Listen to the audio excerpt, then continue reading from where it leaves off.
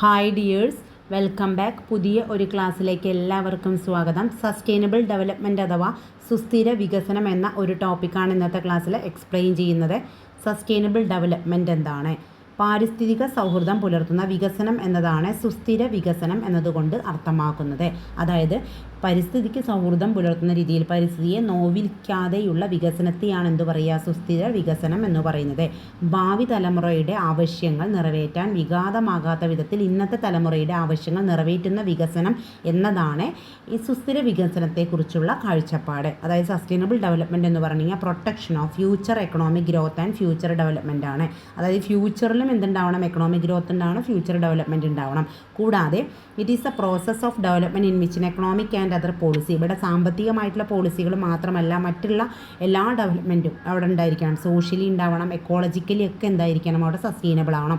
അതായത് പരിസ്ഥിതിയെ യാതൊരു വിധത്തിലും മുറിവേൽപ്പിക്കാതെ സാമ്പത്തികപരമായിട്ടും സാമൂഹികപരമായിട്ടും പാരിസ്ഥിതികപരമായിട്ടുള്ള വികസനത്തെയാണ് സുസ്ഥിര വികസനം എന്ന് പറയുന്നത്.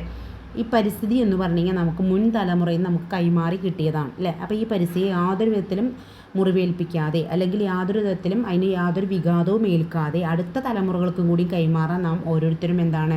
റെസ്പോൺസിബിൾ ആണ് അല്ലെങ്കിൽ ബാധ്യസ്ഥരാണ്. ഇതാണ് സുസ്ഥിര വികസനം എന്നതുകൊണ്ട് അർത്ഥമാക്കുന്നത്. അപ്പോൾ സുസ്ഥിര വികസനത്തിനായിട്ട് നാം എന്തൊക്കെ നടപടികളാണ് കൈക്കൊള്ളേണ്ടത്? ഫസ്റ്റ് വൺ, പ്രകൃതി വിഭവങ്ങൾ സംരക്ഷിക്കണം. എന്ത് ചെയ്യണം? പ്രിസർവ് ചെയ്യണം. ഇക്കോളജിക്കൽ റിസോഴ്സസ് എല്ലാം നമ്മൾ പ്രിസർവ് ചെയ്യണം അല്ലെങ്കിൽ സംരക്ഷിക്കണം. നെക്സ്റ്റ് എന്താ പറയുന്നത്?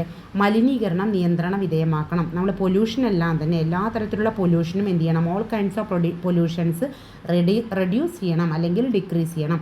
അപ്പോൾ പാരിസ്ഥിതിക സംരക്ഷണം ഉറപ്പാക്കാനായിട്ട് നമ്മൾ എന്ത് ചെയ്യണം? മലിനീകരണത്തെ നിയന്ത്രിക്കണം. ദെൻ പാരിസ്ഥിതിക സുരക്ഷിതത്വം ഉറപ്പുവരുത്തുന്ന സാങ്കേതികവിദ്യ ഉപയോഗിക്കണം. അതായത് പരിസ്ഥിതിക്ക് യാതൊരു വിധത്തിലും ദോഷമുണ്ടാക്കാത്ത രീതിയിലുള്ള ഒരു ടെക്നോളജിയാണ് ഇവിടെ ഉപയോഗിക്കേണ്ടത്.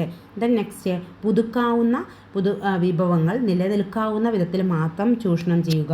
പുതുക്കാനാവാത്ത വിഭവങ്ങളുടെ ഉപയോഗം പരിമിതപ്പെടുത്തുക. പുതുക്കാനാവുക പറഞ്ഞാൽ വീണ്ടും നമുക്ക് ഉപയോഗിക്കുക, വീണ്ടും ഉണ്ടാക്കാൻ പറ്റുന്ന വിഭവങ്ങളുണ്ട്, ഇനി ഉണ്ടാക്കാൻ പറ്റാത്ത തരത്തിലുള്ള വിഭവങ്ങളുണ്ട് അല്ലേ. അപ്പോൾ പെട്രോളിയം പോലെയുള്ള വസ്തുക്കൾ എന്താണ്? പുതുക്കാനാവാത്തതാണ്. മണ്ണിൻ്റെ ഇടയിൽ ഖനനം ചെയ്യും തോറും അതിൻ്റെ അളവ് കുറയുകയാണ് അല്ലേ.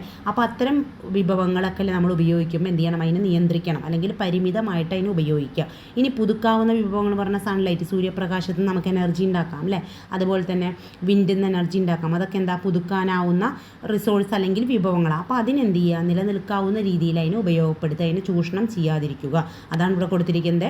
എന്താണത്? Formulation of and implementation of policy for people security, human justice including ecological and economic security and all kinds of pollution involve in economic activity. നമ്മൾ എക്കണോമിക് ആക്ടിവിറ്റിയിൽ ഉൾപ്പെടുന്ന എല്ലാ പൊല്യൂഷൻസും കുറയ്ക്കുക, എൻവയോൺമെൻ്റലി സേഫ് ആയിട്ടുള്ള ടെക്നോളജി യൂസ് ചെയ്യുക. കൂടാതെ നമ്മൾ ഇംപ്ലിമെൻറ്റ് ചെയ്യുന്ന പോളിസീസ് ആൻഡ് ഫ്രെയിംവർക്കുകളെല്ലാം തന്നെ ഇക്കോളജിക്കലിയും എക്കണോമിക്കലിയും എന്താവണം? സെക്യൂർഡ് ആയിരിക്കണം. ഇതാണ് സുസ്ഥിര വികസനത്തിനായിട്ട് നാം കൈക്കൊള്ളേണ്ട നടപടികളെന്ന് പറയുന്നത്.